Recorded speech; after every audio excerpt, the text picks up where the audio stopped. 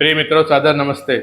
आज अपन देखने जा रहे हैं कुंडली में आईएएस, आईपीएस, आईएफएस या किसी अच्छी प्रतिष्ठित कंपनी में सीईओ, चीफ एग्जीक्यूटिव ऑफिसर या जनरल मैनेजर बनने के लिए कैसा ग्रह योग दिखता है।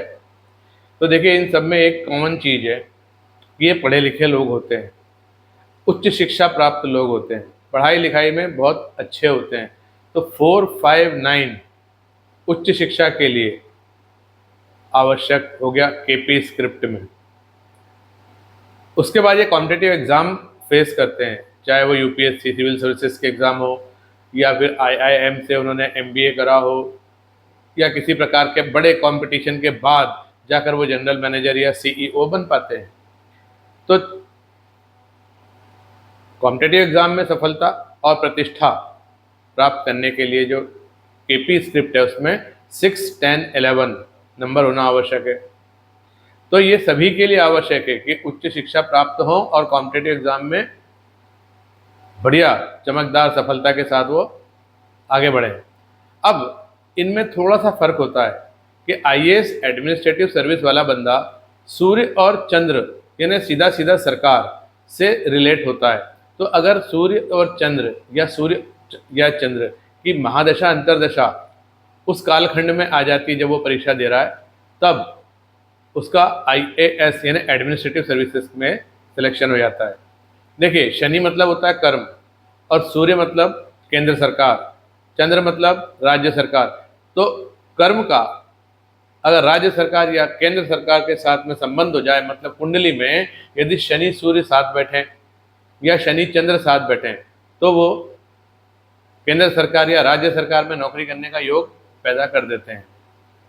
शनि के साथ सूर्य के साथ केतु हो, शनि मतलब कर्म, और उसके बाद परिणाम क्या होगा, सूर्य केतु।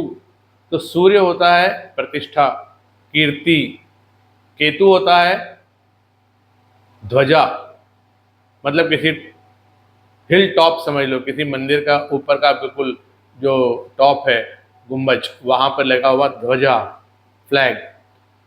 तो सूर्य मतलब कीर्ति, केतु मतलब ध्वजा, ध्वजा कीर्ति योग।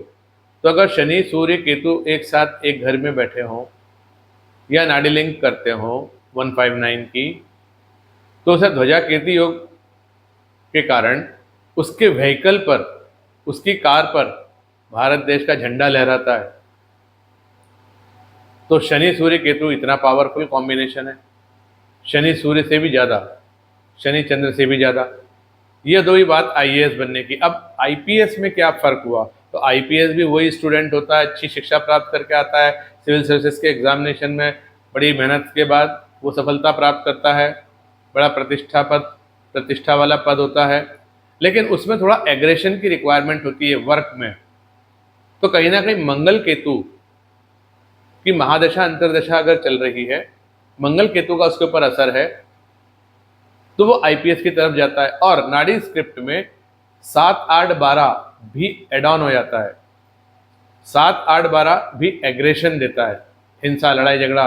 उसको इस प्रकार का डिसीजन कभी ना कभी लेना होता है कि लाठीचार्ज या गोली चलाना है, भले वो खुद ना चलाए, लेकिन उसको उस प्रकार का काम दिया जाता है जिसमें कि हिंसा इन्वॉल्व होती है। तो 7, 8, 12 भी उसमें आप ऐड कर दीजिए। 4, 5, 9 प्लस 6, 10, 11, 6, 11 प्लस 7, 8, 12, ये नाड़ी स्क्रिप्ट, केपी स्क्रिप्ट दिखना चाहिए। आईएफएस इंडियन फॉरेन सर्विस, इसे बहुत सारे अलग अलग देशों में जाकर भारत सरकार के लिए काम करने का दायित्व होता है। तो यात्राएं बड़ी लंबी लंबी होती हैं, तो इसलिए 3, 9, 12 इसमें ऐड हो जाता है। 3 यानी छोटी यात्रा, 9 मतलब बड़ी यात्रा, 12 मतलब विदेश यात्रा। तो 3, 9, 12 का समन्वय भी अगर इन 4, 5, 9 प्लस 6, 10, 11 के साथ हो जाए तो वो इंडियन फॉरेन सर्विस शो करता है। अब लास्ट के सब है तो प्रतिष्ठित, 10 नंबर है, सीईओ की बड़ी प्रतिष्ठापूर्ण पद है, कंपटीशन से आगे आगे बढ़ा है, उच्च शिक्षित भी है, पर उसकी दशा अंतरदशा में गुरु बुध शुक्र आ जाए। गुरु मतलब जीव, बुध मतलब व्यापार और शुक्र मतलब पैसा। तो एक पैसा कमाने वाली व्यापारिक कंपनी में उच्च प्रतिष्ठित पद प्राप्त करना, सीईओ बनना, आईएएस जैसे ही है, प्राइवेट कंपनी का आईएएस होता है CEO, chief secretary, isn't it. तो इसमें आईएएस वाले सारे नंबर्स चाहिए हमें केपी स्क्रिप्ट में, और दशा अंतरदशा सूर्य चंद्र की ना होकर, सरकार वाली ना होकर, व्यापार वाली होगी, बुध शुक्र। इस प्रकार से हम इन पदों के लिए जानकारी प्राप्त करते हैं कि कैसे, देखें केपी स्क्रिप्ट में।